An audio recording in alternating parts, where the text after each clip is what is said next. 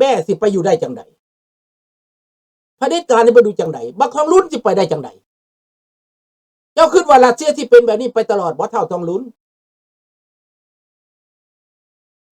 เจ้าคิดว่าเจ้าสิหนีไปรัสเซียบ่ถ้ามันเกิดเรื่องขึ้นมา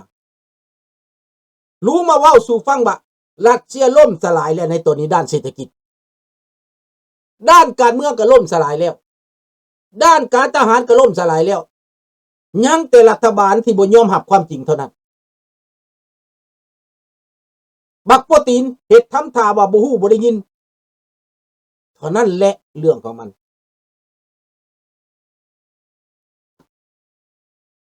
ล่มสลายแล้วเผด็จการตายแน่ๆข้าพเจ้าเปิดประตูให้มันแล้วทองลุ้นนี่นะทองลุ้นยอมยุติซะฝากความมานำหาเสลิมไสกรมสิทธิ์อยู่แก้วก็บ่ได้ประเทศแก้วก็สิเปลี่ยนไปอยู่แก้วบ่ได้แก้วสิเปลี่ยนแก้วใต้กับแก้วเหนือเขาเว้ากันเขาสิเปลี่ยนแน่นอนในอนาคตเขาอยู่บ่ได้แล้วพอเขาสิปิดประตูการค้าให้แก้วนี่ในอนาคตตอนนี้เขาปล่อยแก้วหันใจซะก่อนเขาให้โอกาสแก้วคิดซะก่อนข้าพเจ้าได้ข่าววิทวิวออกมาแก้วนี่อยู่ในมิเรอร์ของเขาแล้วอยู่ในแวนของเขาแล้วอยู่ในลุปของเขาแล้วว่าจะต้องเปลี่ยนบักทองลุ้นสิไปอยู่ไสล่ะถามแน่น้ำบกหมดกินปลาน้ำมากมาปลากินหมดสาธุเอาตอนน้ำท่วมนี่แหละปลาสิกินหัวมันบักทองลุ้นนี่ปลาซาซนนี่นะตายบ่มีบ่อนหยังตายบ่มีฝันหยังบ่มีบ่อนเมียนแท้ๆ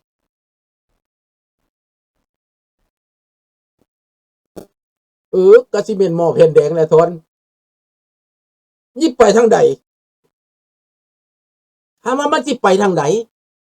ข้าพเจ้าฝากความนำเสลิมไสเด้อเสลิมไส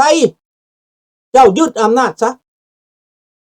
ยึดอำนาจแล้วเปิดประเทศเด้อเสลิมไสเด้อความเป็นศัตรูเฮาสิเอาให้ลงมันอยู่ศูนย์ลาวนอกลาวในอยู่ไสก็แล้วแต่เป็นลาวเบิดผ่านมาอภัยโทษการเมือง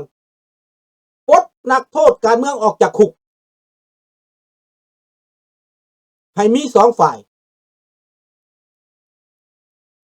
นะมีฝ่ายค้านและฝ่ายรัฐบาลมีเสรีภาพประชาธิปไตย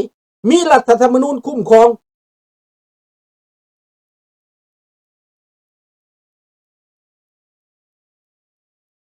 ค้ำประกันความเป็นอยู่ของคนลาวค้ำประกันนักการเมืองขอบใจน้อมจอนเตรียมใจไว้ลูกหลานเตรียมใจไว้เฮาต้องสามัคคีกันเป็นหนึ่งเดียวทางในทางนอกนี่นะผีเพศผีหยักพวกนี้นะมันใกล้จะบ่มีบ่อนอยู่แล้วเพราะว่าผีมันย่านความมืดความแจ้งเฮาเปิดโปงความแจ้งแล้วสั่วเบิดตระกูลทองรุ่นตระกูลสอนไสสั่วเบิด50 ปีที่เขาปิดหูบังตาพวกเฮามาคาราเซียล่มไปเงินในธนาคารบ่มีติดหนี้ 80% เงินเฟ้อ 139% อาหารการกินในรัสเซียบ่มี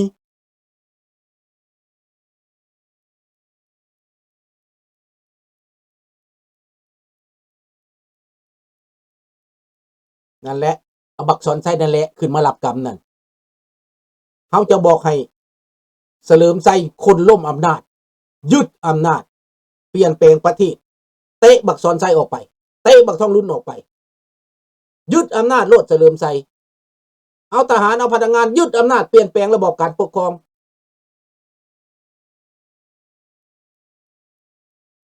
บักแก้วหัวคอนั่นแหละมันสิมาเป็นนั่นเทื่อโลดเป็นหยังมันจะเอาทหารเกี่ยวเข้ามา ราะมันจะให้แก้วมันคุ้มต่อไป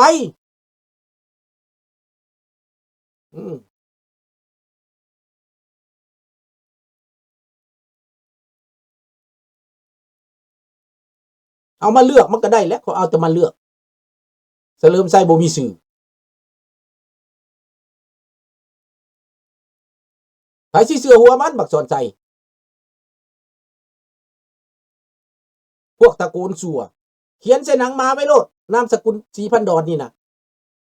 แก้วหัวขอดแก้วหัวขอดทั้งตระกูลทั้งคือทั้งโคตรทั้งเสื้อแก้วสดขอโทษเด้อพี่น้องคนเวียดเด้อที่ข้าพเจ้าด่านี้ด่าแก้วบ่ดีได้บ่แม่นด่าแก้วดีได้ด่าแก้วหัวขอดที่แก้วมันเข้ามาลูกลานลาวหั่นน่ะด่าพวกนั้นพวกเฮาเป็นแก้วดีนี่เฮาบ่ต้องเสียใจเด้อขอโทษเด้อเฮาแก้วประชาธิปไตยเฮาน่ะได้เข้าไปดูข่าวซ่องด่าในไทยยังไม่มีข่าวเรื่องโดรนแต่ข่าวการเมืองยกเว้นแต่ข่าวปกปิดไม่ให้ออกข่าวไปเบิ่งลุงยุ่นไปเบิ่งลุงยุ่นหรือโทรไปถามลุงยุ่นได้โลด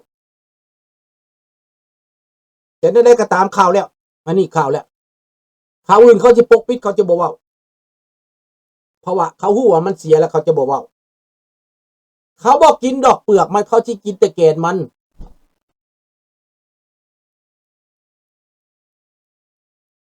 หาไม่เจอข่าวขายโดรนให้รัสเซียลิงมีไหมเดี๋ยว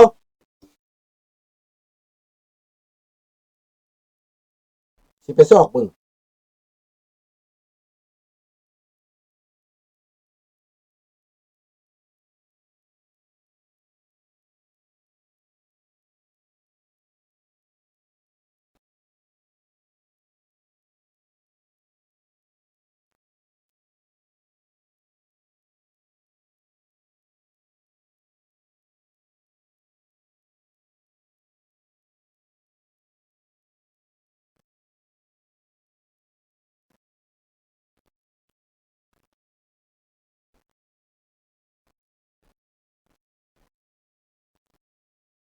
เดี๋ยวมีเวลาหาอะไรเนาะ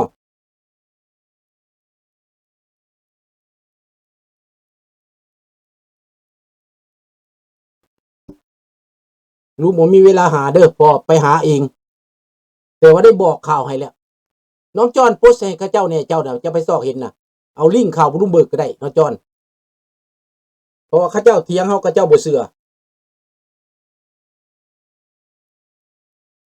น้องจอนขอได้ขอเอาเนี่ยพอลุงเขาไปเบิ่งบลูมเบิร์กเดี๋ยว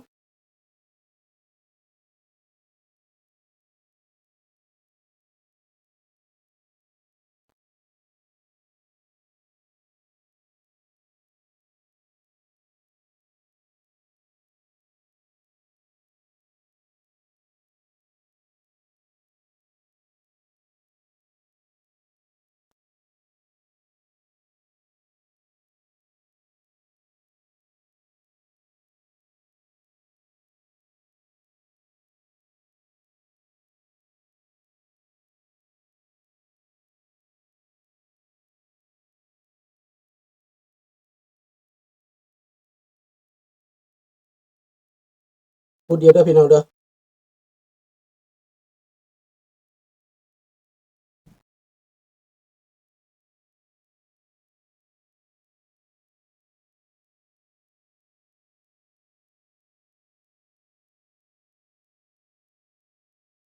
จะเห็นในบาทนี่เดี๋ยวลุงจะแทรกเข้าไปในใดนี่เนาะพูดเดียวเด้อ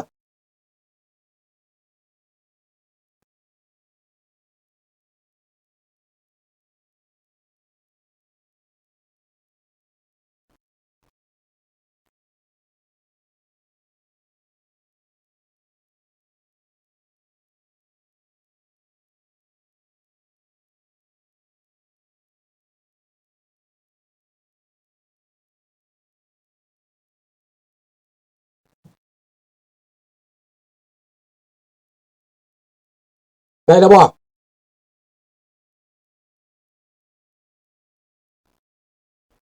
125 มิลเลียน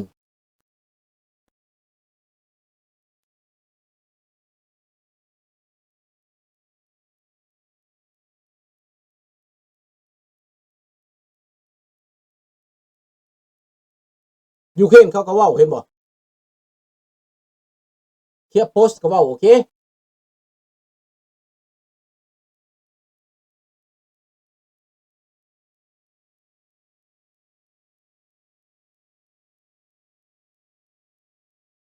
เขียนเข้าไปใน Google มันก็บอกแล้วนะเขียนบอกว่า China drone export to Russia use a new route นี่เขียนเข้าไปใน Google นั่นน่ะบางกอกโพสต์ก็เว้าโอเคนี่บางกอกโพสต์น่ะ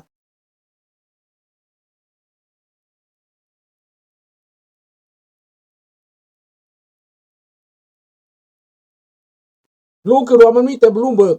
บางกอกโพสต์ก็เว้าเคียบโพสต์ก็เว้า United 24ก็เว้า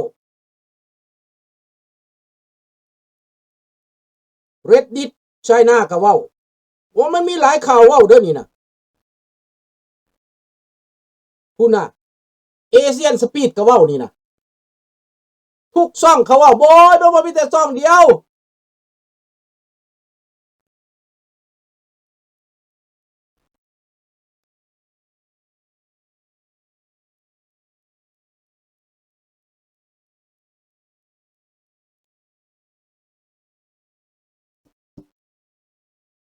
บ่แม่นของประเทศไทยผลิต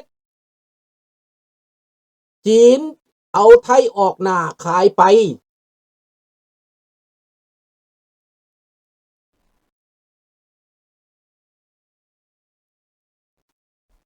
นี่ขนาดช่องนี่เว้าขนาดนี้นะเอเชียนสปีดนี่นะ Thailand drone trade with Russia grow sharply คุณน่ะ Chinese Thailand has become a key conduit for Chinese made drone re-export to Russia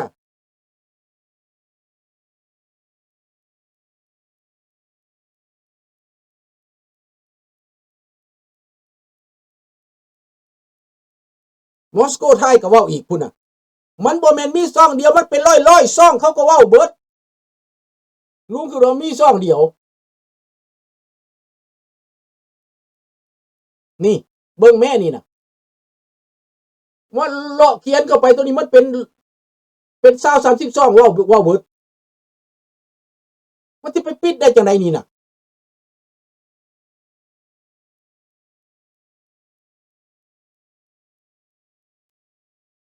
เอาไงก็เอาไงแหล้วฮู้แล้วจะเอาไงก็มันเป็นแล้วเนาะเขียนเข้าไปใน Google เห็นเบิดเลย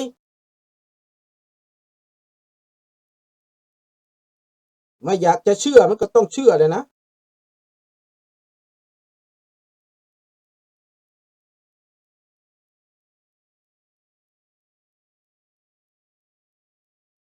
ถ้าข่าวไทยบ่เว้านะเขาบ่กล้าเว้าคิดว่าต้องเว้าลุงยุ่นเราต้องเว้าเรากล้าลุงยุ่นนี่เราบ่สนใจดอกเราเว้าแน่นอนแต่เราบ่เว้ามื้อนี้เราอาจจะเว้ามื้ออื่นเด้อค่อยเชื่อว่าลุงยุ่นกล้าเว้าคนอื่นบ่กล้าดอกคนอื่นจะบ่กล้าแต่ลุงยุ่นนี่กล้าเด้อเรากล้าเพราะวิจัยเด้อลุงยุ่นนี่นะค่อยเห็นเราวิจัยหลายแนวอยู่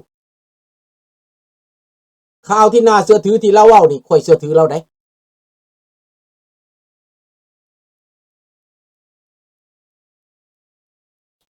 เจ้าสิสวมสิทธิ์สวมหยังก็อย่าเจ้าเอาผ่านประเทศไทยแล้วเจ้าสิสวมหยังก็ตามเจ้าสิเต้นขึ้นฟ้าเจ้าสิเต้นลงดินว่าบ่แม่นเจ้าก็เว้าไปโลดเด้อเขาไปกวดนี่ว่าของอยู่ในบ้านเจ้านี่นะเจ้าสิว่าเจ้าบ่สามารถส่งจากจีน direct ใส่รถไฟไปหารัสเซียได้มันก็ต้องหนักเด้คันส่งจากจีนไปไทยน่ะแล้วเขาส่งมาไทยก่อนจังส่งไปรัสเซียน่ะแปลว่าหยังก็ไปเจ้าสมรู้ร่วมคิดกันตัวมันสิสวมสิทธิ์สวมอีหยัง